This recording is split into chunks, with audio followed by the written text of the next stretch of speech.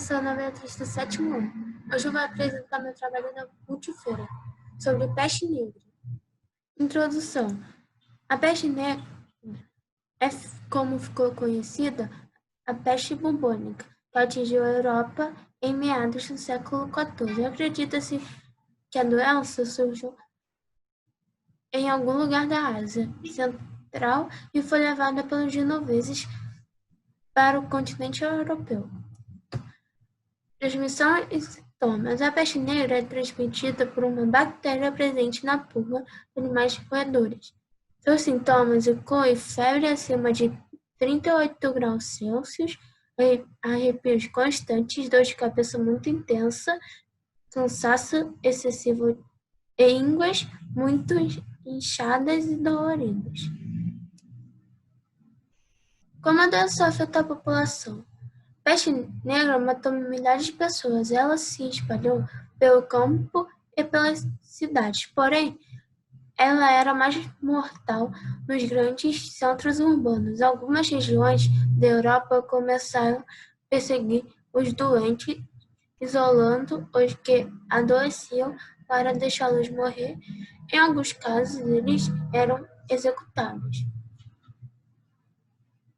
Estima-se que a peste negra matou 30% da população. Começou a faltar todo tipo de trabalhador por conta do grande número de mortes. Os preços caíram, os salários aumentaram, assim, itens que antes eram inalcançáveis para algumas pessoas se tornaram acessíveis. Em alguns lugares, a ordem política deixou de existir, porque as autoridades tinham morrido ou porque não havia gente suficiente para impô-la sobre a população. Quando foi erradicada? Na verdade, a peste negra não foi extinta.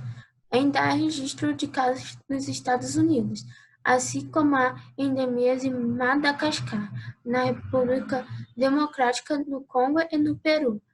Para a prevenção, é preciso erradicar roedores de áreas de habitação, eliminar criadouros de vetores como roedores e pulgas, usar repelente de insetos, promover saneamento básico em bairros da periferia e cidades pequenas. Oi, meu nome é Eduardo Chagas. Oi, meu nome é André Giroto. Oi, meu nome é Thiago Abreu. Hoje vamos apresentar nosso trabalho da Multifeira. Nosso grupo é Eduardo Chagas, André Giroto e Thiago Abreu. Vamos falar sobre a AIDS. Ela surgiu a partir de um vírus chamado SIV, encontrado no sistema imunológico dos chimpanzés e do macaco verde africano. Apesar de que não deixar esses animais doentes, o SIV é um vírus altamente mutante que teria dado origem ao HIV, o vírus da AIDS. O SIV presente no macaco verde teria criado o HIV-2, uma versão menos agressiva que demora mais tempo para provocar a AIDS. Já os chimpanzés deram origem ao HIV-1, a forma mais mortal do vírus. É provável que a transmissão para o ser humano, tanto do HIV-1 como o HIV-2, aconteceu em tribos da África Central que caçavam ou domesticavam chimpanzés e macacos verdes, diz o infectologista Jacir Pasternak, do Hospital Beneficência Portuguesa em São Paulo. Não há consenso sobre a data das primeiras transmissões. O mais provável, porém, que tenha acontecido por volta de 1930, nas décadas seguintes. A doença teria permanecido restrita a pequenos grupos e tribos da África Central, na região ao sul do deserto do Saara. O HIV/AIDS, ou vírus da imunodeficiência humana, é considerado por alguns autores uma pandemia global. No entanto, a OMS atualmente usa o termo epidemia global para descrever o HIV. A partir de 2018, aproximadamente 37,9 milhões de pessoas estão infectadas com HIV em todo o mundo. O HIV é transmitido principalmente por relações sexuais desprotegidas, isto é, sem o uso do preservativo. Outras vias de transmissão são por transfusão de sangue, porém é muito raro. Uma vez que a testagem do banco de sangue é eficiente, a vertical, que é a transmissão do vírus da mãe para o filho na gestação. A amamentação é principalmente no momento do parto, o que pode ser prevenido com o tratamento adequado da gestante do recém-nascido. Esse foi o nosso trabalho da Multifeira. Espero que tenham gostado. Oi, eu sou Bernardo Nogueira Correia e vim falar sobre Covid-19. Como surgiu? Surgiu através de morcegos, pois os chineses comem os morcegos por causa da superpopulação. Número de mortos infectados. O número de infectados surpreende, pois são 26.892.805 e de mortos 879.760 até o dia 4 de setembro de 2020. Isolamento social. Familiares se afastam, não podem sair para se divertir, não podem ter contato com estranhos. Grupos de risco. Obesos, idosos, pessoas com problemas respiratórios, mulheres grávidas, problemas cardiovasculares e diabetes. Sintomas: febre, dor de cabeça, tosse, falta de ar e garganta seca. É que tem algumas imagens da sopa de morcego, dos sintomas de coronavírus, que são febre alta, tosse, dores musculares, falta de ar, secreção na garganta, os grupos de risco, os casos recuperados e mortos, nos hospitais superlotados, o número de infectados e a imagem do vírus. Bom dia a todos. O meu nome é Gabriel Miranda Costa. Meu nome é Davi Ribeiro Correia. Meu nome é Matheus de Souza Brasil. Agora eu vou compartilhar a tela do nosso trabalho. Como a gente já disse, o trabalho é composto por Davi Ribeiro Correia, Gabriel Miranda Costa e Matheus de Souza Brasil. As pandemias dos séculos 20 e 21. Esses daqui são tópicos do nosso tema, do nosso trabalho, como histórias, causas, desafios, precauções, aprendizado e reflexões. Uma breve história das pandemias. Como tudo começou? Tudo começou há 8.000 anos atrás, no plantio de cereais como trigo, entre outros. Nos animais domésticos, como os cachorros e entre outros, eles eram utilizados para caças. E os animais não domésticos, como os ratos, que se alimentavam dos restos das comidas dos animais domésticos. Principais pandemias dos séculos 20 e 21. A gripe espanhola, que aconteceu de 1918 a 1919. A gripe asiática, que aconteceu de 1957 a 1958. A gripe de Hong Kong, que aconteceu de 1968 a 1970. A AIDS, que começou em 1981 e está ocorrendo até os dias atuais, e não tem nenhuma cura para a AIDS ainda. Aqui é a SARS, que ocorreu de 2002 a 2003, a gripe aviária de 2003 a 2004, a gripe H1N1 de 2009 a 2010, o Ebola de 2013 a 2016 e o Covid-19, que começou esse ano e está ocorrendo ainda, e não tem nenhuma cura. Possíveis causas.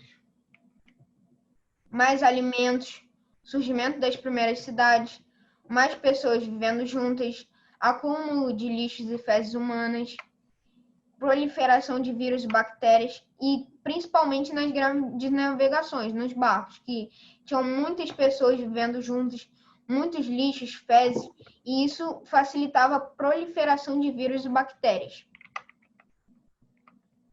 Mas o que tem a ver essa história com as doenças e as pandemias? Isso tem tudo a ver com o contexto histórico descrito no slide anterior.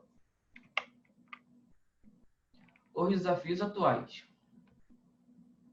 Esse daqui é uma imagem do coronavírus.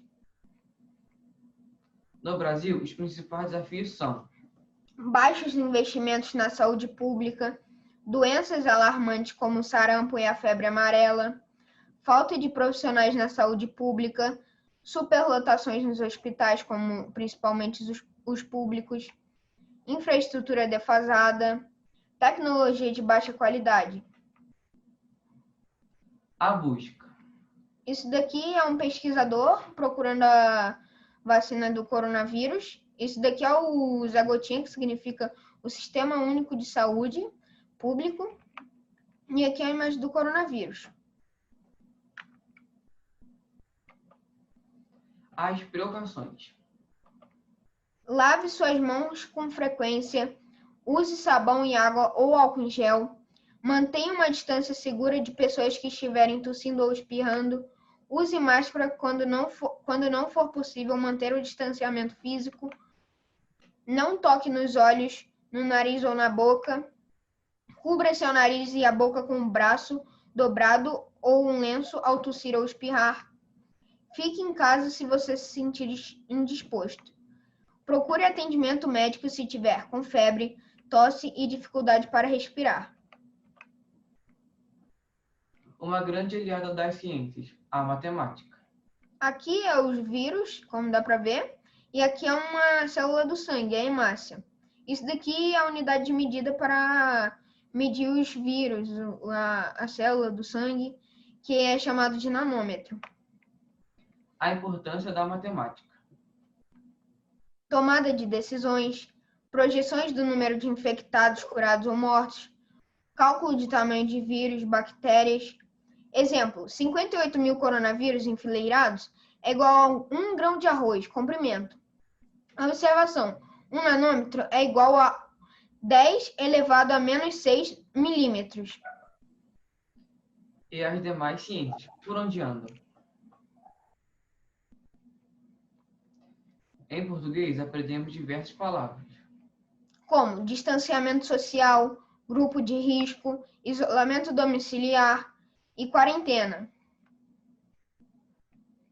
Em inglês, aprendemos diversos significados, como lockdown, que significa isolamento, e live, que significa viver. algumas reflexões importantes. Você acha que é necessário mudarmos nossos hábitos de higiene e comportamento? Os cuidados em evitar a transmissão do coronavírus devem ser estendidos para outras doenças infecciosas? O hábito de higienizarmos as mãos antes de termos contatos com outras pessoas e principalmente idosos e doentes devem ser mantidos? A alimentação é importante para fortalecer o sistema imunológico e assim combater melhor as infecções? Segue abaixo o link do joguinho do nosso trabalho. Esse jogo foi desenvolvido por nós e logo mais vai ter todos os professores e os nossos colegas terão acesso para jogar também. Agora segue o link do nosso joguinho abaixo que resume tudo que dissemos nos slides anteriores.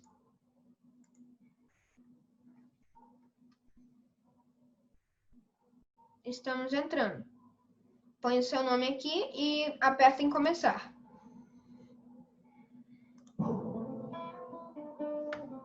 Primeiro level.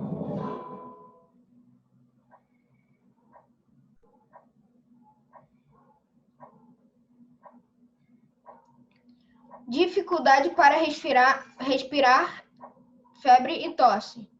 Isso daqui são os sintomas.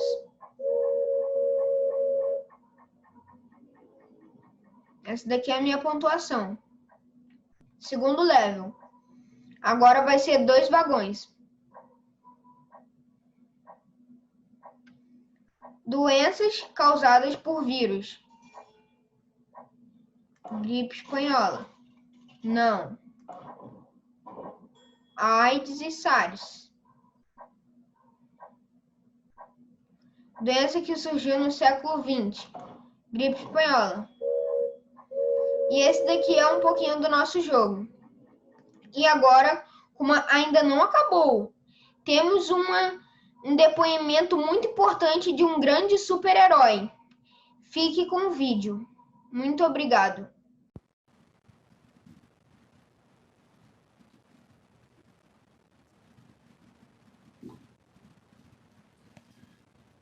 Gabriel, Davi, Mateus, fiquem tranquilos. O trabalho de vocês na multifeira do Colégio Miosotti será um sucesso. Eu tenho certeza. O Batman estará torcendo por vocês. E vocês sempre podem contar comigo. Um grande abraço para vocês. Muito sucesso nessa nova empreitada. Coronavírus. Tratamento. Até o momento, não há vacinas ou medicamentos específicos para a Covid-19. Os tratamentos estão sendo investigados e serão testados por meio de estudos clínicos. Se apresentar algum dos sintomas, você deve descansar, beber bastante líquido e comer alimentos nutritivos. Fique em um quarto separado dos outros membros da sua família e use um banheiro dedicado, se possível. Limpe e desinfete as superfícies tocadas com frequência. Todos devem manter um estilo de vida saudável em casa. Mantenha uma dieta saudável, tenha uma boa noite de sono, permaneça ativo e mantenha um contato social com quem você ama através do telefone ou da internet. As crianças precisam de mais amor e atenção dos adultos durante esse momento difícil. Mantenha a rotina e os horários regulares o máximo possível. É normal sentir-se triste, estressado ou confuso durante uma crise. Conversar com as pessoas em que você confia, como amigos e familiares, pode ajudar. Se você se sentir sobrecarregado, fale com um médico ou psicólogo. O aplicativo Zoom, por exemplo, ele é um meio de comunicação. Sintomas. Afeta diferentes pessoas de diferentes maneiras. A maioria das pessoas infectadas apresentará sintomas leves e moderados da doença e não precisarão ser hospitalizadas. Sintomas mais comuns: febre, tosse, seca e cansaço. Sintomas menos comuns: dores e desconfortos, dor de garganta, diarreia, conjuntivite, dor de cabeça, perda de paladar ou olfato. Erupção cutânea na pele ou descoloração dos dedos, das mãos ou dos pés. Sintomas graves: dificuldade de respirar ou falta de ar, dor ou pressão no peito. Perda de fala ou movimento. Procure atendimento médico imediato se tiver sintomas graves. Sempre ligue antes de ir ao médico ou posto de saúde. Clínicas ou hospitais. Pessoas saudáveis que apresentaram os sintomas leves devem acompanhar seus sintomas em casa. Em média, os sintomas aparecem após 5 ou 6 dias depois de ser infectado com o vírus. Porém, isso pode levar até 14 dias. Prevenção. Proteja a si mesmo e as pessoas ao seu redor, conhecendo os fatos e tomando as precauções apropriadas. Siga os conselhos da autoridade local de saúde. Para evitar a propagação do Covid-19, faça o seguinte: lave suas mãos com frequência, use sabão e água ou álcool em gel. Mantenha uma distância segura das pessoas que estiverem tossindo ou espirrando. Use máscara quando não for possível manter o distanciamento físico. Não toque nos olhos, no nariz ou na boca. Cubra seu nariz e boca com o braço dobrado ou um lenço ao tossir ou espirrar. Fique em casa se você se sentir indisposto. Procure atendimento médico se tiver febre, tosse e dificuldade para respirar. Ligue com antecedência para o plano ou órgão de saúde e peça direcionamento à unidade mais adequada. Isso protege você e evita a propagação de vírus e outras infecções. O uso de máscara deve ser combinado com o distanciamento físico e a limpeza das mãos para prevenir a propagação do vírus para as outras pessoas. Segue a quantidade de casos em Nova Friburgo ao longo da quarentena.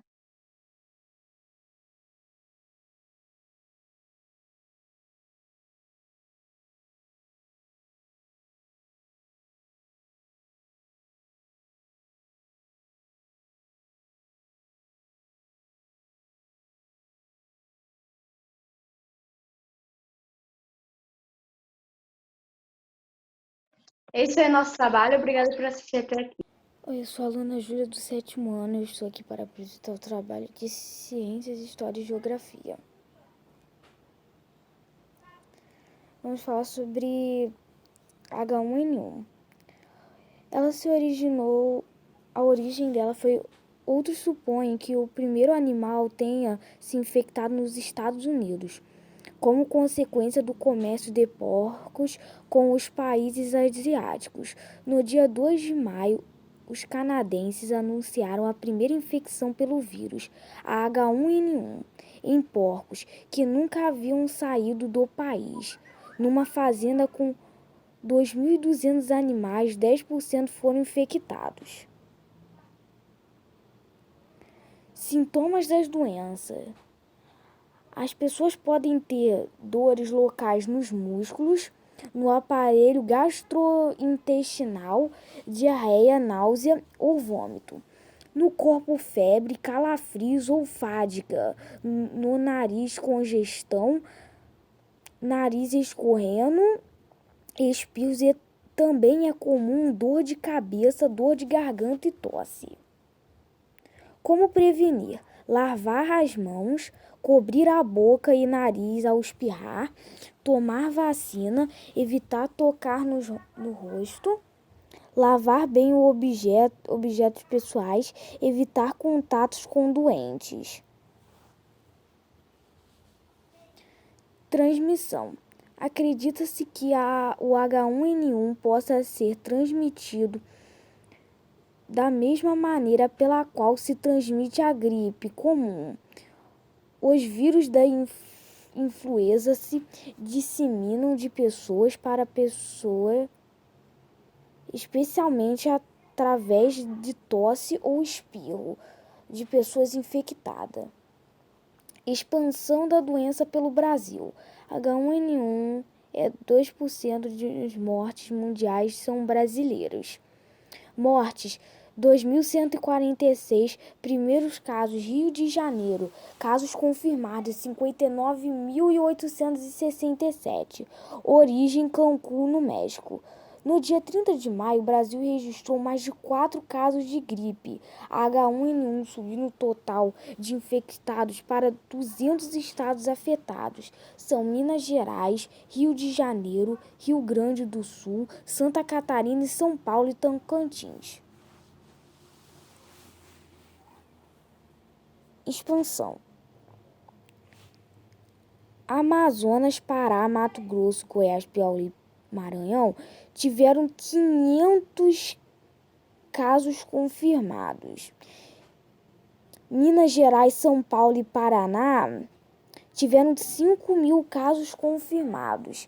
Amapá, Rio Grande do Norte, Paraíba, Tocantins, Maranhão tiveram 50 casos confirmados.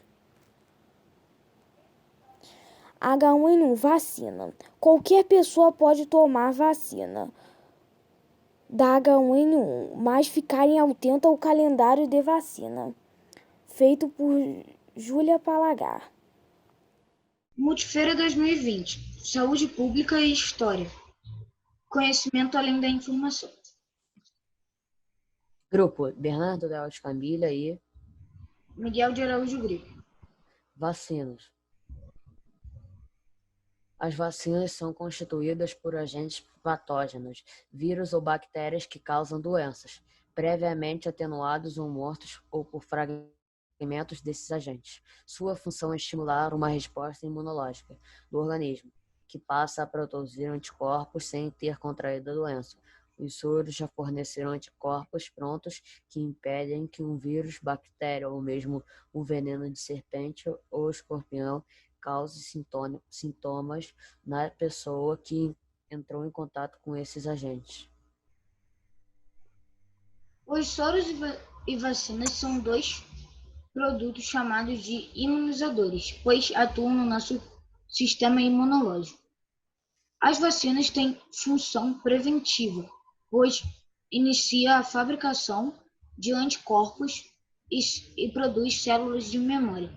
Se depois formos expostos ao mesmo agente, nosso organismo será capaz de produzir uma resposta imunológica mais rápida. Por estimular o sistema imunológico, dizemos que esse é um tipo de imunização ativa. O soro, por sua vez, não possui poder de prevenção, e sim de cura. Em virtude dessa característica, dizemos que se trata de uma imunização passiva. Importância da vacinação. A imunização não só beneficia quem foi vacinado, mas também toda a população, oferecendo menos chances de contrair qualquer tipo de infecção causadas por vírus e bactérias. Uma das medidas mais eficazes no combate a doenças no Brasil. O ditado popular, melhor prevenir do que remediar, se aplica perfeitamente à vacinação. No Brasil, a vacinação foi responsável pela erradicação da varíola e da poliomielite, paralisia infantil. História das vacinas. A primeira vacina surgiu a partir dos estudos realizados pelo médico inglês Edward Jenner. Ele observou pessoas que se contaminaram ao ordenharem vacas por uma doença de gado e chegou à conclusão de que essas pessoas tornavam-se imunes à varíola. Em 1796, Edward Jenner criou a primeira vacina para o combate à varíola. Os primeiros vestígios do uso de vacinas, com a introdução de versões atenuadas de vírus no corpo das pessoas, estão relacionados ao combate à varíola, no século X na China. Porém, a teoria era aplicada de forma bem diferente. Os chineses trituravam as cascas de feridas provocadas pela doença e assopravam o pó com o vírus morto sobre o rosto das pessoas. Linha do tempo da vacina. Aqui tem as vacinas criadas ao longo do tempo, desde 1796, quando Edward Jenner criou a primeira vacina. Outros datas históricas foi em 1900, a criação do Instituto Soroterápico Federal, a futura Fundação Oswaldo Cruz. Em 1986, nasce o personagem para as crianças Zé Gotinha. Em 2020, o mundo busca uma vacina para o coronavírus. Revolta da vacina. A revolta da vacina foi um motim popular ocorrido entre 10 e 16 de novembro de 1904, na cidade do Rio de Janeiro, então a capital do Brasil. Seu protesto imediato foi uma lei que determinava a obrigatoriedade da vacinação contra a varíola, mas também é associada a causas mais profundas, como as reformas urbanas que estavam sendo realizadas pelo prefeito Pereira Passos e as campanhas de saneamento lideradas pelo médico Oswaldo Cruz. Fundação Oswaldo Cruz. A história da Fundação Oswaldo Cruz começou em 25 de maio de 1900, com a criação do Instituto Soroterápico Federal, na bucólica Fazenda de Manguinhos, zona norte do Rio de Janeiro. Instituto Butantan. Desde 1901, o Instituto Butantan produz imunológicos voltados para a saúde pública, sendo responsáveis por grande parte dos soros e vacinas produzidas no Brasil. Caderneta de vacinação. Implantada em 2005 pelo Ministério da Saúde, a Caderneta de Saúde da Criança, CSC, reúne os mais importantes e significativos registros, promovendo a vigilância integral à saúde infantil. Todo bebê, quando nasce, recebe na maternidade a caderneta de vacinação. O documento foi criado pelo Ministério da Saúde para registrar as vacinas que a criança tomou e as que ela precisa tomar. Como a quantidade de doses é muito grande, o calendário de vacinação deve ser sempre acompanhado por um profissional de saúde. Mitos sobre as vacinas. Vacinas são úteis, mas às vezes causam mais doenças do que previnem. Mito. Todos esses produtos passam por testes rigorosíssimos antes de chegarem até nós. Vacinas comumente causam efeitos colaterais perigosos. Mito. Algumas até provocam eventos adversos com certa frequência, mas são leves ou moderadas. As reações mais graves são raríssimas e, às vezes, estão ligadas a contradições. Pessoas com doenças crônicas, diabetes, hipertensão, não podem se vacinar. Mito. Pelo contrário, esses cidadãos fazem parte do grupo de risco e carecem ter mais atenção ainda com as doses. Verdade sobre as vacinas. Algumas vacinas ajudam a prevenir câncer. Verdade. Aquelas que bloqueiam as hepatites e o HPV evitam tumores no fígado e no colo do útero, respectivamente. Existem vacinas que precisam ser renovadas de tempos em tempos. Verdade. É o caso, por exemplo, da que protege contra tétano e difteria, que exige um reforço a cada 10 anos. A vacinação é uma das maiores conquistas da humanidade, sendo o meio mais seguro e eficaz de prevenir doenças. Não deixem de se vacinar.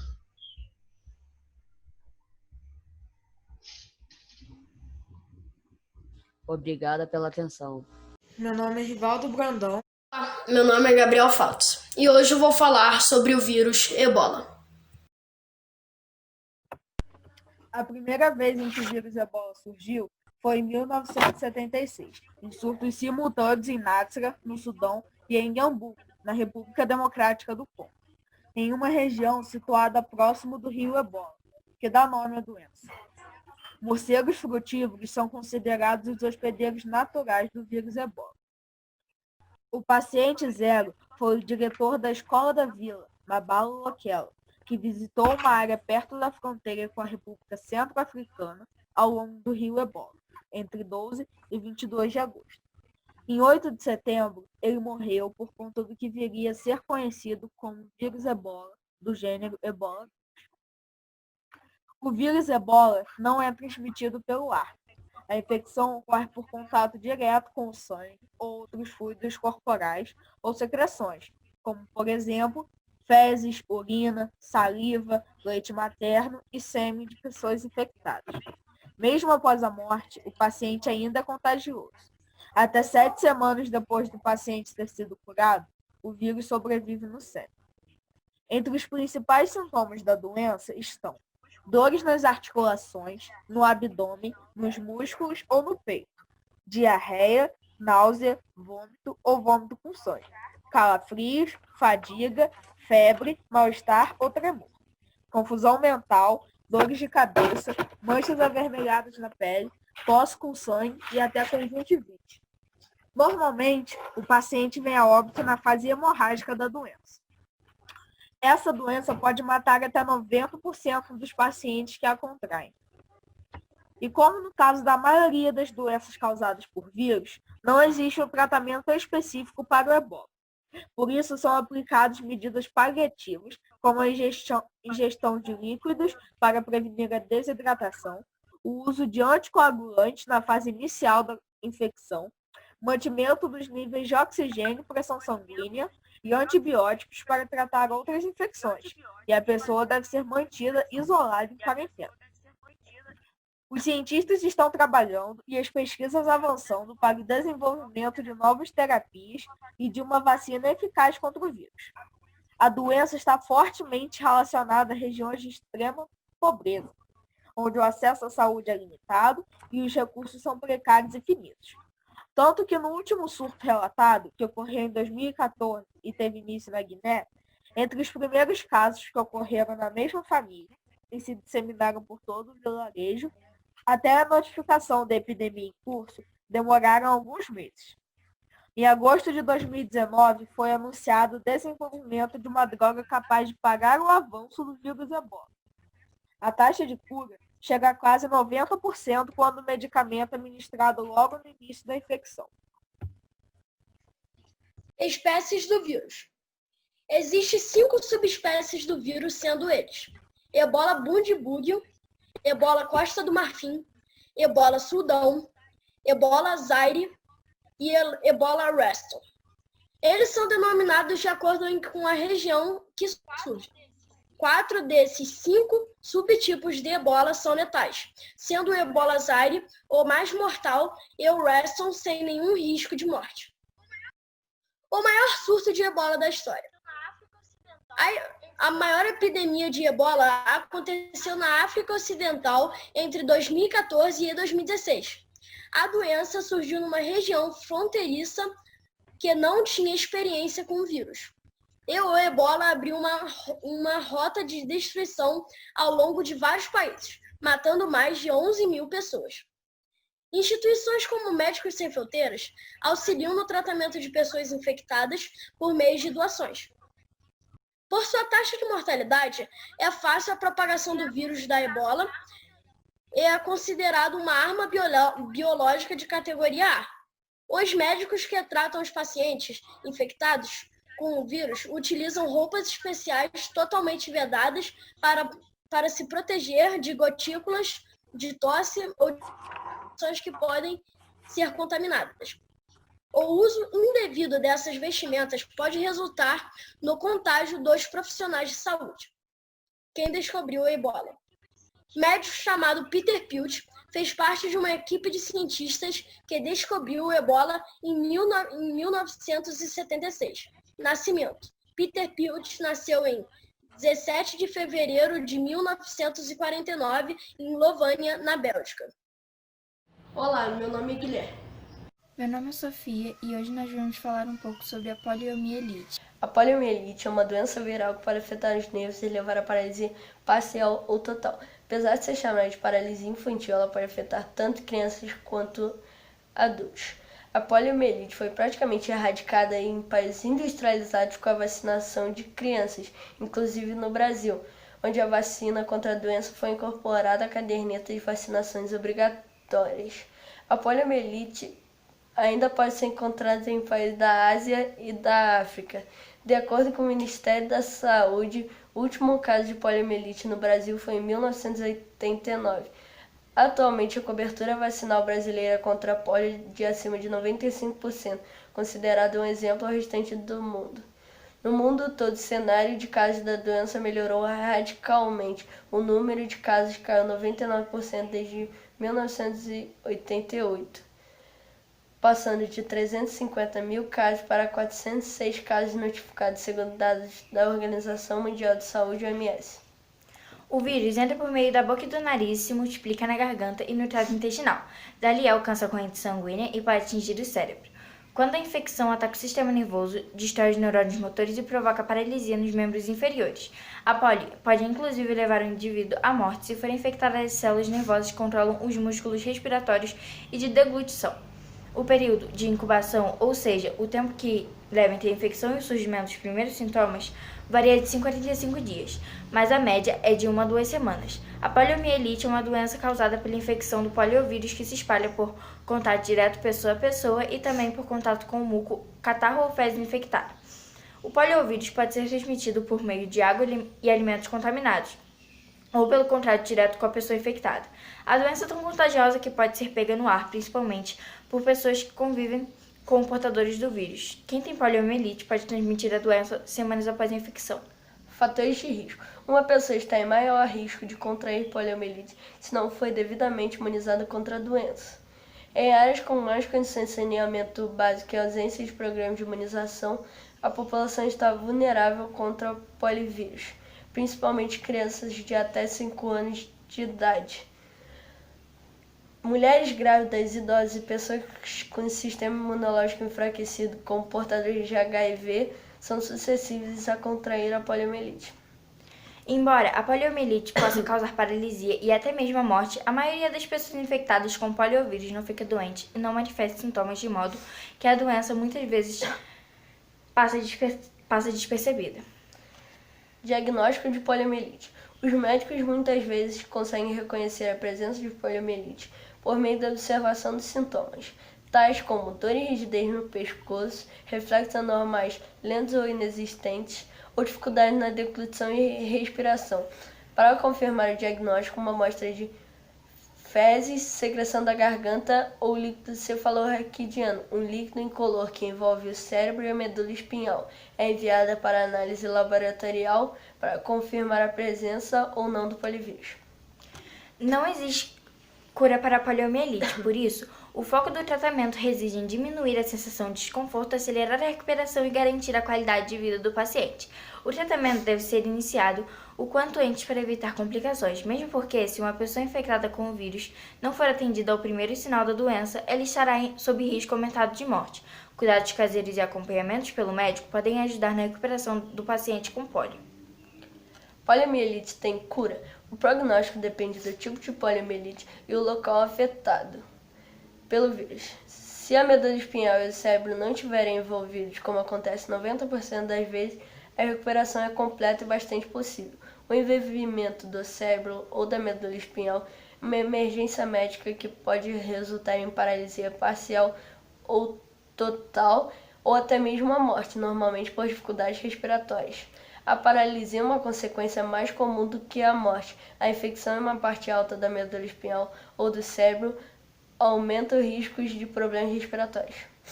Prevenção. A imunização contra a polio feita com vacinas previne efetivamente a poliomielite na grande maioria das pessoas. Fique atento às campanhas nacionais de vacinação que acontecem anualmente. O que é a vacina contra a poliomielite? A vacina Sabin é uma vacina contra a polio composta pelos vírus mais atenuados, permitida nos Estados Unidos desde 1962. Ela deve ser aplicada em forma de 2 gotinhas na língua. Essa vacina foi desenvolvida pelo médico Albert Sabin e é utilizada no Brasil desde 1964. A vacina Salk injetável contra a poliomielite é tão eficaz quanto a vacina Sabin de gotinha. Pelo fato de suas características, pode ser constituída por vírus inativos, elimina os eventos adversos que podem ocorrer com a Sabin e poder ser administrada em qualquer criança, inclusive as imunodeprimidas. A Sabin, ou vacina da gotinha, tem vantagens e desvantagens. A vantagem é que ela pode vacinar várias pessoas através de uma mão não lavada corretamente. E a desvantagem é que a pessoa com sistema imunológico fraco não pode tomá-lo por ela não estar morta e sim enfraquecida. Aí eu fiz uma maquete de um corpo mostrando a passagem que a vacina faz, que ela vai da boca até o intestino delgado. A Salk, ou vacina injetável, também tem vantagens e desvantagens. A vantagem é que pode vacinar qualquer pessoa, além das alérgicas à vacina, e desvantagem é que tem que vacinar uma pessoa de cada vez. Já essa vacina, ela é injetável, então ela vai direto para a corrente sanguínea, onde ela age. Onde ainda há circulação da poliomielite. A doença permanece endêmica em 3 países, Afeganistão, Nigéria e Paquistão, com registro de 12 casos, nenhum confirmado nas Américas. Com o resultado da intensificação da vacinação, não há circulação do polivírus selvagem desde 1990. Olá, bom dia. Meu nome é Arthur Neves. Olá, bom dia. Meu nome é Natan Pereira. Bom dia, eu me chamo Thiago Corga. E esse é o nosso projeto de multifeira sobre a gripe espanhola.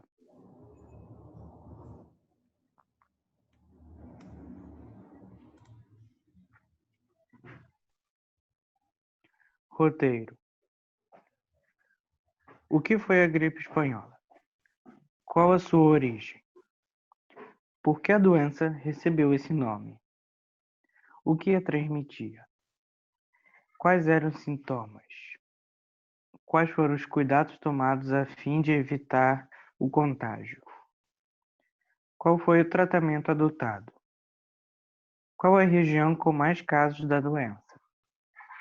Quando foi descoberta uma vacina? Como a doença foi erradicada? As imagens ao lado são sobre os jornais da época falando sobre a pandemia, enfim, sobre o momento.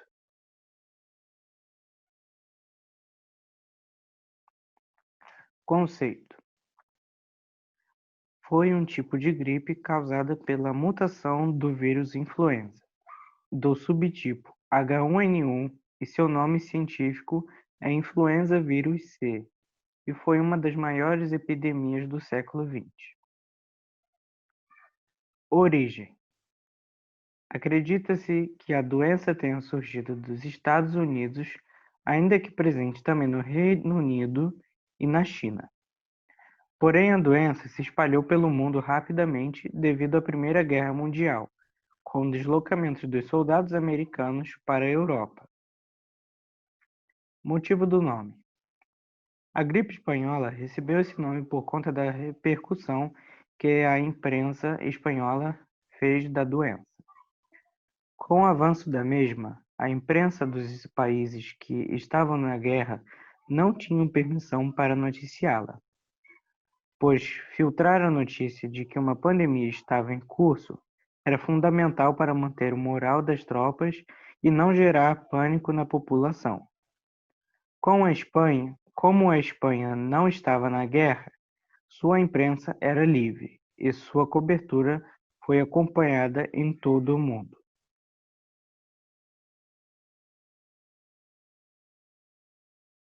Transmissão. Sua transmissão se dava pelo contato com as pessoas, tosse e ar, ambiente fechado e aglomeração. Sintomas. Seus sintomas eram característicos de uma gripe, como febre, tosse, coriza e dores no corpo. Atuação. Período de março de 1918 a maio de 1919. A doença atuou em 3 fases. A primeira e a terceira não foram tão intensas quanto a segunda. A segunda onda foi pior dela, porque nela o vírus mostrou sua maior capacidade de transmissão, além de ter causado mais mortes. Foi nessa onda que a doença chegou em continentes como a Ásia, a África e as Américas Centrais e a do Sul.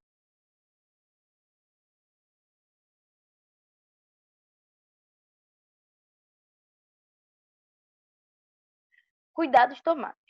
Como a medicina da época não tinha respostas para explicar a doença e os médicos não sabiam sua causa, pois a tecnologia da época era insuficiente no sentido de não permitir que os cientistas enxergassem seus vírus nos microscópios. As recomendações eram evitar aglomeração e medidas preventivas, como o isolamento social, fechamento das escolas e do comércio, e a proibição de eventos, além do uso de máscara. Tratamento adotado. Com o pouco conhecimento da época, os médicos realizavam o tratamento de muitos na base da aspirina. Porém, o excesso da dose mostrou-se nocivo.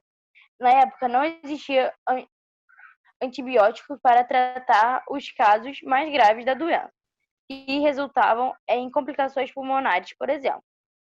No caso da doença, a doença espalhou-se pelo mundo todo, cerca de 500 milhões de infectados. O país mais afetado foi os Estados Unidos. No Brasil, a cidade de São Paulo foi uma das mais afetadas. O total de mortos no mundo foi cerca de 50 milhões. No Brasil, 35 mil. Faixa etária mais atingida foram os adultos jovens. A vacina. O vírus responsável pela doença só foi conhecida na década de 1930 e somente em 1944 surgiu a vacina. Eradicação da doença. Após as medidas de prevenção terem sido adotadas e adveridas pela população, a gripe foi aos poucos combatida. Informações adicionais. Agora nós vamos comparar a gripe espanhola com a Covid-19, que é a pandemia que nós estamos tendo. Porque eles têm fatos parecidos. Vamos começar pela gripe espanhola. Durante a segunda onda, houve casos de pessoas que morriam 2 dias após manifestarem os sintomas.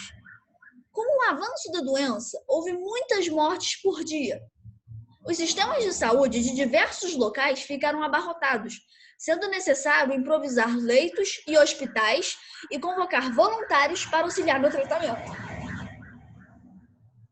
Devido ao número de mortos, não havia caixões para todos, e os cemitérios não tinham capacidade para enterrar tantos corpos ao mesmo tempo. Agora, vamos falar do Covid-19. Durante a primeira onda, o Brasil apresenta 4.330.455 casos da doença, com 131.663 mortes, na data de 14 de nove de 2020, superando muitos países. Com o avanço da doença, a média de mortes por dia chegou a 1.473 no dia 4 de junho no Brasil. Os sistemas de saúde de diversos locais ficaram abarrotados, sendo necessário improvisar leitos e hospitais de campanha e convocar mais médicos e enfermeiros. Devido ao número de mortos por falta de espaço nos cemitérios, muitos corpos estão sendo enterrados como indigentes em espaços cedidos pelo governo.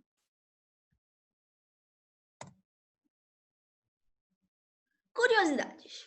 No Brasil, o médico Carlos Chagas foi biólogo, sanitarista, infectologista, cientista e bacteriologista brasileiro que trabalhou como clínico e pesquisador. Atuante na saúde pública, trabalhou no início de sua carreira no combate à malária, descobriu o inseto responsável pela doença de Chagas e foi o responsável pelo combate do vírus influenza no período da gripe espanhola. Nesse período, ainda não existiam hospitais públicos em nosso país, e foi por causa desse surto que o governo começou a montar uma rede de saúde pública e, no desespero, muitos doentes recorriam às delegacias de polícia para pedir ajuda. Proliferação de remédios caseiros e de médicos se autopromovendo com promessas milagrosas foi intensa. Há, inclusive, relatos de uma mistura de limão com mel que, dizia-se, era bom remédio contra a gripe espanhola. Trata-se da provável origem da nossa caipirinha. E aqui nós temos o Carlos Chagas, o biólogo, sanitarista, infectologista e cientista bacteriologista brasileiro, segurando uma caipirinha, que seria a mistura de limão com mel. Fim.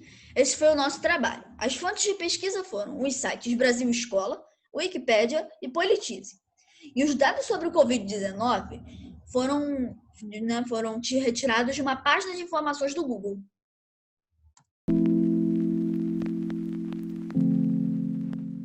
A peste negra ou peste bubônica foi uma doença que assolou a Ásia e a Europa. No continente europeu, o auge da epidemia ocorreu em 1347 até 1353, durante a Idade Média. A enfermidade tem sua origem na Mongólia e se espalhou pelo Oriente através dos barcos que realizavam o comércio entre a Ásia e a Europa.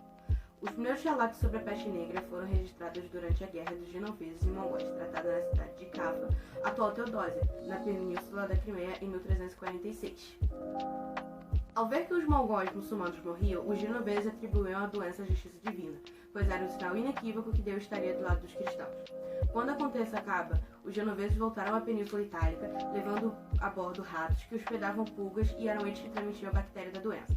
Esses ratos entraram em contato com seus pares europeus, e assim é disseminada a enfermidade a partir de portos como Veneza, Marsella, Barcelona, Valência e etc. A peste se espalhou rapidamente, não havia muito o que fazer, a não ser isolar o doente. Mesmo assim, o contágio atingiu e matou habitantes de cidades inteiras, esvaziou mosteiros e assustou populações.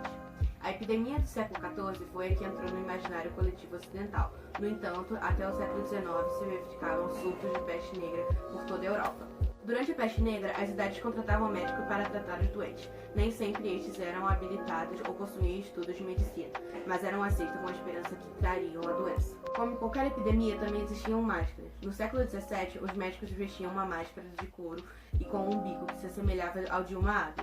Dentro dele, haviam ervas aromáticas a fim de prevenir o contágio, pois durante muito tempo se acreditou que a peste era transmitida pelo ar.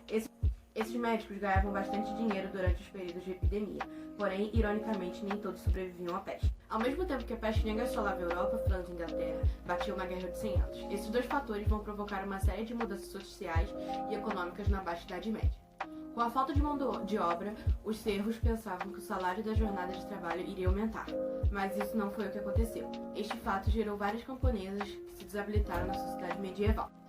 Por sua vez, a maioria dos servos deixam o campo e vão para as cidades, onde havia trabalho e mais recursos. Assim, começa a crescer o poder da burguesia, iniciando a crise do feudalismo e a Revolução Burguesa. Da mesma forma, houve quem se apropriasse de terras, bens e heranças que foram deixados abandonados por aqueles que haviam morrido de vítima da peste.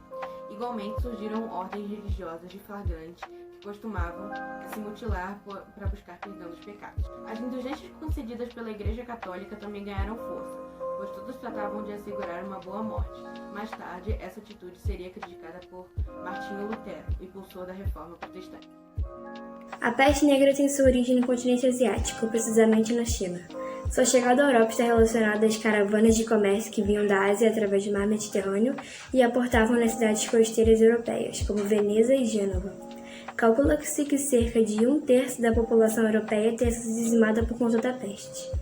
Países mais afetados. As regiões mais afetadas foram Florença, que perdeu 58% da sua população, o Egito, que perdeu pouco mais de 40%, e as cidades alemãs Bremen e Hamburgo, que perderam mais de 60% cada uma.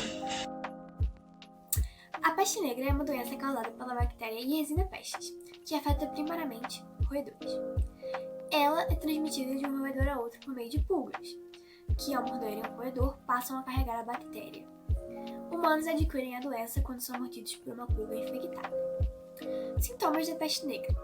Pessoas infectadas com peste negra geralmente desenvolvem sintomas parecidos com o da gripe após um período de incubação de 3 a 7 dias.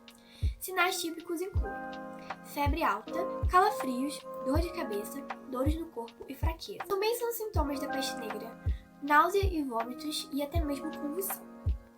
Como o sistema imunológico das pessoas nessa época não era tão bom e a ciência também não era avançada, ela veio se tornar uma epidemia durante a Idade Média.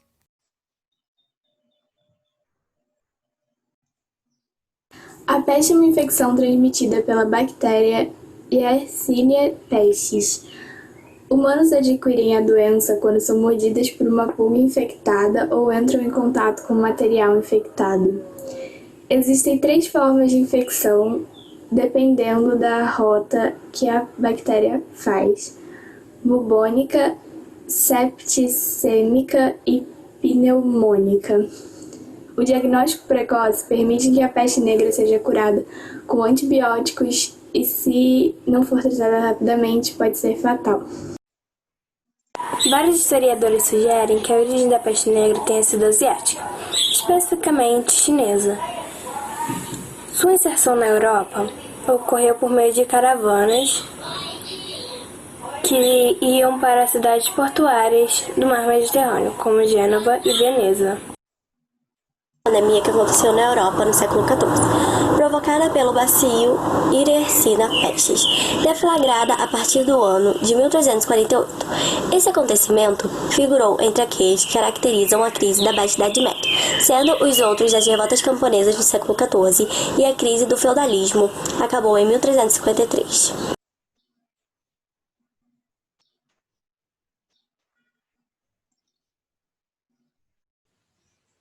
Foi. Oi, meu nome é Esther. Oi, meu nome é Pedro. E hoje a gente vai apresentar o trabalho da Multifeira com o tema Peste Negra. Infelizmente, a Carolina não vai poder participar por conta de problemas na internet, mas depois da nossa gravação, nós vamos mostrar os vídeos feitos por ela. Vou compartilhar aqui a tela. Agora, Ih, tá travando.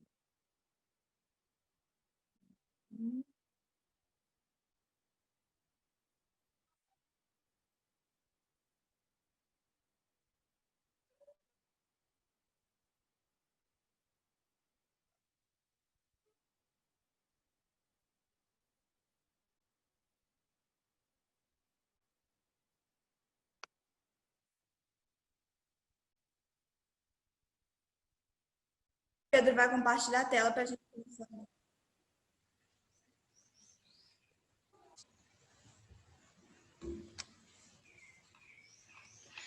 Peste negra. A peste bubônica é uma doença causada pela Yersinia pestis, uma bactéria que é encontrada em pulgas e fica em ratos contaminados. Quando a pulga contaminada tem contato com os seres humanos, a transmissão acontece. A falta de higiene e saneamento na Europa medieval deu origem à bactéria. 1/3 da população do continente morreu por causa da Yersinia pestis. Em 1894, Yersinia foi enviado a pedido do governo francês e do Instituto Pasteur a Hong Kong a fim de pesquisar sobre a epidemia que lá agrazava. Numa pequena cabana próxima do instituto, tanto do seu lado, o cientista japonês Kitasato Shibasaburo fez sua grande descoberta do patogênico causador da peste.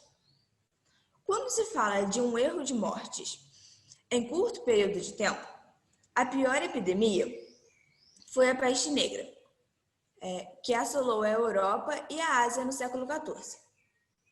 Também conhecida como peste bubônica, a doença apareceu em 1348 e em 2 anos matou 75 milhões de pessoas. Faz pouco tempo, o noticiário internacional registrou 3 casos de peste bubônica ou pneumônica da China, transmitida por uma bactéria que vive em roedores selvagens e pulgas. A doença matou cerca de 75 milhões de pessoas.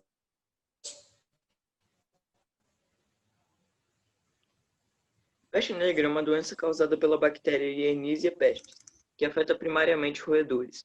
Ela é transmitida de um roedor a outro por meio de pulgas, que ao morderem o roedor passam a carregar a bactéria. Os humanos adquirem a doença quando são mordidos por uma pulga infectada. A pulga faz o ato de parasitismo, se alimentando do sangue, deixando a pessoa com febre e ainda transmitindo a bactéria que leva a pessoa à morte.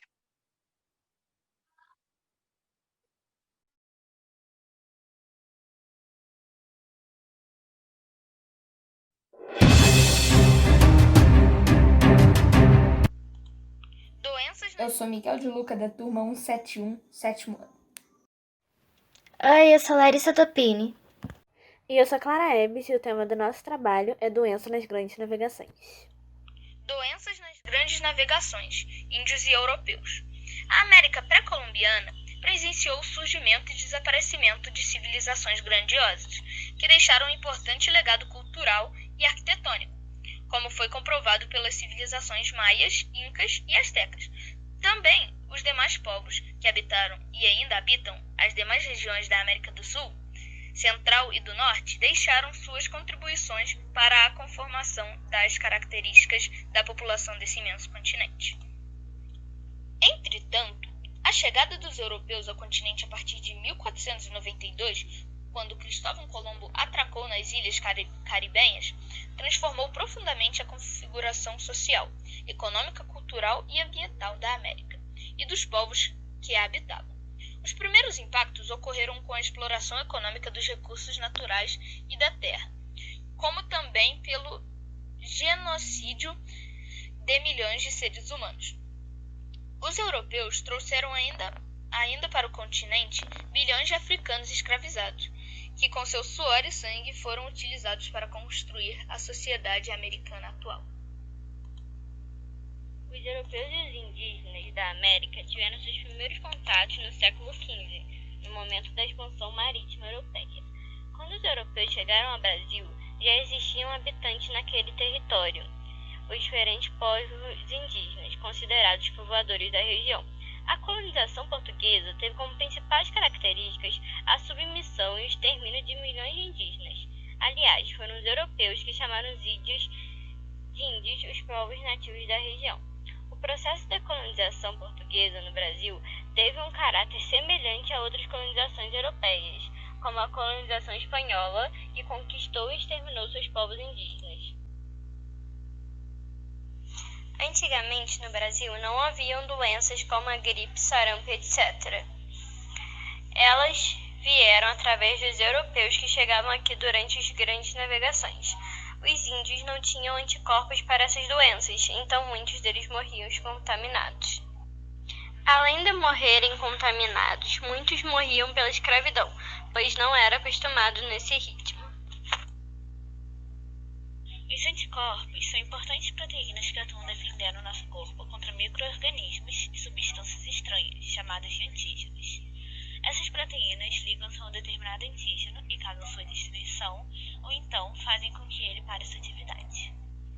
Então, as vacinas usam substâncias constituídas por agentes patogênicos, vírus ou bactérias, vivos ou mortos, ou seus derivados. Elas estimulam o sistema imune a produzir anticorpos. As vacinas são seguras e causam poucas reações adversas, sendo essas geralmente leves e de curta duração. Trata-se da principal forma de prevenção de inúmeras doenças. As doenças transmitíveis, contudo, costumavam ser restritas a uma sociedade. Era incomum alcançarem longas distâncias pelo isolamento que viviam as pessoas.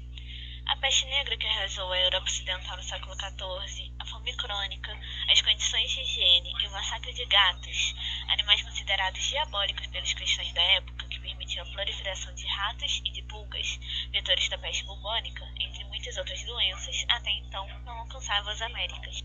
Foi a partir da chegada dos europeus na América e o contato com os índios que as doenças chegaram ao nosso continente, proliferando-se por toda a América.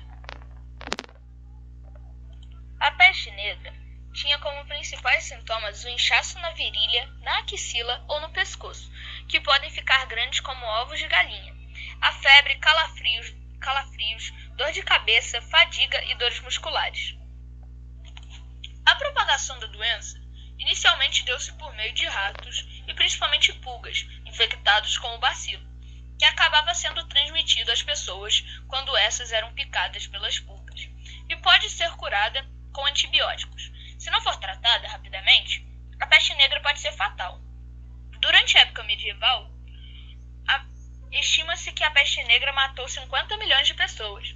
Hoje a praga ocorre em menos de 5.000 pessoas por ano em todo o mundo.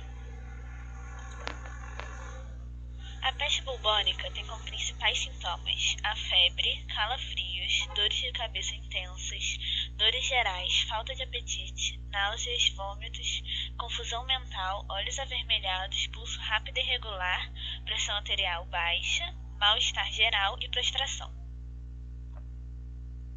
No segundo ou terceiro dia de doença, aparecem os bubões, que variam de 1 a 10 centímetros e no local a pele fica brilhante, distendida e de coloração vermelha escura, tendo dores intensas.